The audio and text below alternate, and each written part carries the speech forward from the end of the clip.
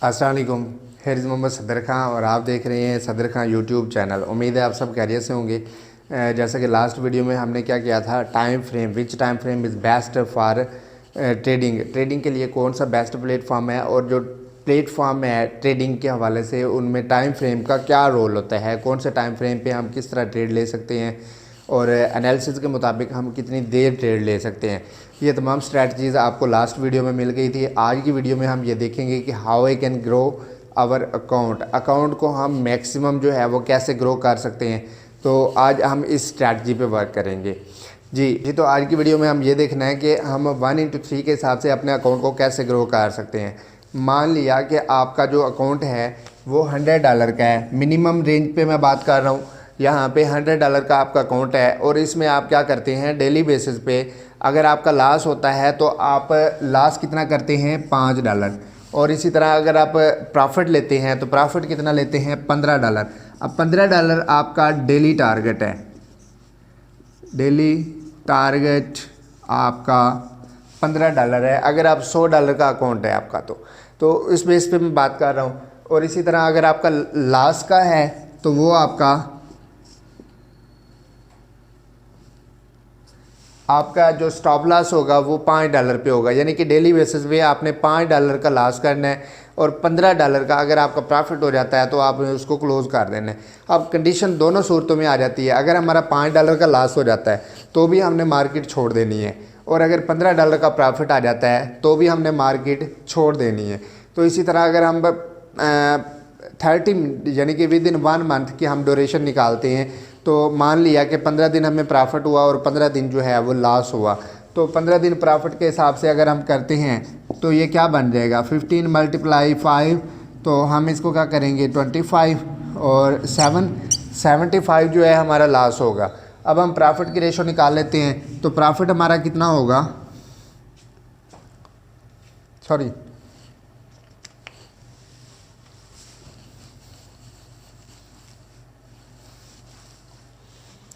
अब हम इसकी रेशो निकाल लेते हैं कि इसकी जो रेशो है, यानी कि हमारा स्टॉप लॉस कितना हुआ और प्रॉफिट कितना हुआ।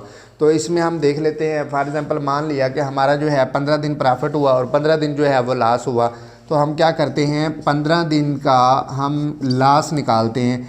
अब इसमें हमारा क्या होगा 25 2 कैरी 5 7, हमारा 70% जो है $70 यानी कि हमारा जो है वो लॉस होगा। और प्रॉफिट कितना होगा, प्रॉफिट हमारा 15 × 15 25, 2 कैरी 7 5 एंड 2 1 सॉरी 1 5 12 जी, तो 12 एंड 2 तो $225 हमारा क्या होगा, प्रॉफिट होगा। अगर 225 में से हम क्या कर देते हैं 225 माइनस 75 जी, 0 12 5 1, $150 यानी कि $150 हम फिर भी प्रॉफिट में रहे हैं।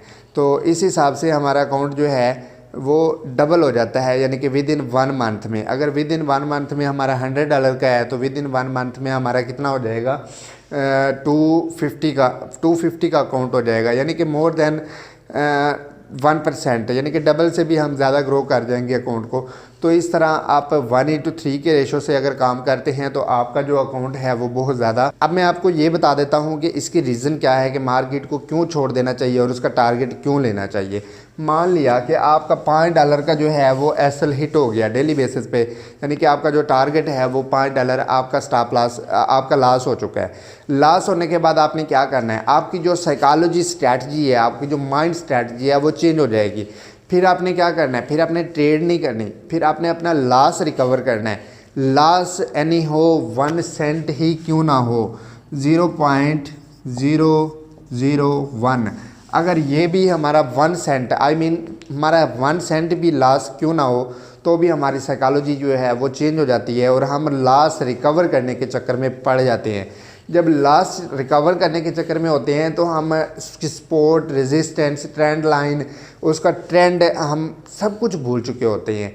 तो उस वक्त क्या हो रहा होता है, सिर्फ हमारे माइंड में एक ही चीज़ काम कर रही होती है कि हम इस लॉस को रिकवर करेंगे। जब हम लॉस रिकवर करने के चक्कर में पड़ते हैं तो तमाम स्ट्रैटेजी, तमाम रूल्स हम भूल चुके होते हैं। उससे हमारी साइकोलॉजी है जो है वो चेंज हो जाती है। साइकोलॉजी चेंज होने की वजह से क्या होता है, हमारा मज़ीद लॉस हो जाता है और जो प्रॉफिट हमने बनाया होता है वो भी लॉस हो जाता है। और जो रियल इक्विटी होती है, रियल इक्विटी से भी ये ज़्यादा लेके चला जाता है। और अगर मज़ीद ज़्यादा देर तक अगर आप होल्ड करेंगे, स्टॉप लॉस नहीं लगाएंगे, तो फिर मे भी आपका अकाउंट भी वॉश हो सकता है। ये मैं मिनिमम अकाउंट की बात कर रहा हूँ, यानी कि $100 की। अगर आपका ज़्यादा भी अकाउंट है और उसमें लाट आप उसी हिसाब से लगाई हुई है, तो भी आपका अकाउंट इसी तरह ही, इसी रेशो से, यानी कि आपका जो अकाउंट है वो यानी कि ग्रो या फिर वाश हो सकता है जी। तो इसी तरह अगर अब हम दूसरी साइड पे बात करते हैं प्रॉफिट वाली, अगर $15 हमें प्रॉफिट हो गया तो भी हमारी माइंड साइकोलॉजी जो है वो चेंज हो जाती है। उसकी रीज़न क्या है कि हमने अपना टारगेट तो पूरा कर लिया है, अब क्या करना चाह रहे हैं, अब हम मज़ीद टारगेट लेना चाह रहे हैं कि मज़ीद एक और टारगेट पूरा कर लिया जाए, हो सकता है यानी कि हमें इससे और ज़्यादा प्रॉफिट हो जाए। तो भी हमारी जो माइंड साइकोलॉजी है वो चेंज हो जाती है। जब माइंड साइकोलॉजी चेंज होगी तो हम ओवर कॉन्फिडेंस हो जाएंगे। जब ओवर कॉन्फिडेंस होंगे तो फिर ऑब्वियसली हमारा वही काम होने वाला है जो स्टॉप लॉस के हवाले से हुआ है, यानी कि जो लास्ट साइकोलॉजी के हवाले से हमारा साइकोलॉजी बन गई थी, यानी कि जो लास्ट के दौरान हमारी साइकोलॉजी बन गई थी, अभी अगर हमारा टारगेट पूरा हो चुका है तो हमारी साइकोलॉजी सेम वही हो जाएगी, हम ओवर कॉन्फिडेंस हो जाएंगे। जब ओवर कॉन्फिडेंस होंगे तो फिर हम support, resistance, trend line, trends को नहीं देखेंगे, बल्कि हम ये देखेंगे कि आज प्रॉफिट हो रहा है तो चलो बहुत ज़्यादा प्रॉफिट ले लिया जाए। तो उस साइकोलॉजी के मुताबिक आप अपनी रियल इक्विटी भी दे बैठते हैं और आपका जो प्रॉफिट हुआ होता है वो भी आप खो बैठते हैं।